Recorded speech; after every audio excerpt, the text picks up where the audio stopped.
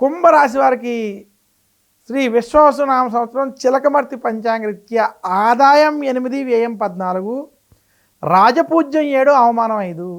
కుంభరాశి వారికి ఏలినాటి శని యొక్క అంత్య భాగం ధనస్థానంలో శని సంచారం, జన్మరాశిలో రాహు కళత్ర స్థానంలో కేతు సంచారం, ఇంకా కుంభరాశి వారికి పంచమ స్థానంలో బృహస్పతి అనుకూలంగా సంచరించడం చేత ఈ సంవత్సరం మధ్యస్థ ఫలితాలు ఉన్నాయి.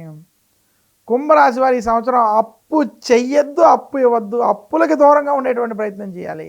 ఖర్చులు విపరీతంగా అవుతూ ఉంటాయి. ఖర్చులను నియంత్రించుకునేటువంటి ప్రయత్నం మీరు ఈ సంవత్సరం చేయాలి.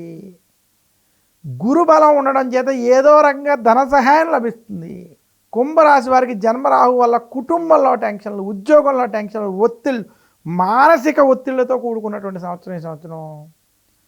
ఆవేశపూరిత నిర్ణయాలు, గొడవలకి ఈ సంవత్సరం కుంభరాశి వారు ఖచ్చితంగా దూరంగా ఉండాలి. జాగ్రత్తలు వహించినట్లయితే వారికి ఈ సంవత్సరం మీరు దాటినట్లయితే వచ్చే సంవత్సరం నుంచి మీకు అన్ని శుభ ఫలితాలు ఉండబోతున్నాయి. అందువల్ల ఈ సంవత్సరం కొంచెం ఆచితూచి నిర్ణయాలు కుంభరాశి వారు తీసుకోవాలి. కుంభరాశి వారికి జన్మరాహు కళత్ర కేతు వలన వివాహమైనటువంటి వారికి కుటుంబంలో గొడవలు, సమస్యలు మాత్రం కొంత ఇబ్బంది పెడతాయి. జాగ్రత్త వహించాలని మాత్రం సూచిస్తూ, కుంభరాశి రైతాంగం, సినీ రంగం, మీడియా రంగంలో పనిచేసే వారికి మధ్యస్థ ఫలితాలు, వ్యాపారస్తులకి మధ్యస్థ నుండి చెడు ఫలితాలు అధికంగా ఉన్నాయి. కుంభరాశి వారు అప్పుల జోలికి వెళ్ళద్దు, ఖర్చులు నియంత్రించుకోమని మరొక్కసారి సూచిస్తున్నాను. కుంభరాశి విద్యార్థులకి ఈ సంవత్సరం కలిసి వస్తుంది, అనుకున్న ఫలితాలు సాధిస్తారు. కుంభరాశి స్త్రీలకి మధ్యస్థ సమయం. కుంభరాశి రాజకీయ నాయకులకి చెడు సమయం అంత అనుకూలంగా లేదు.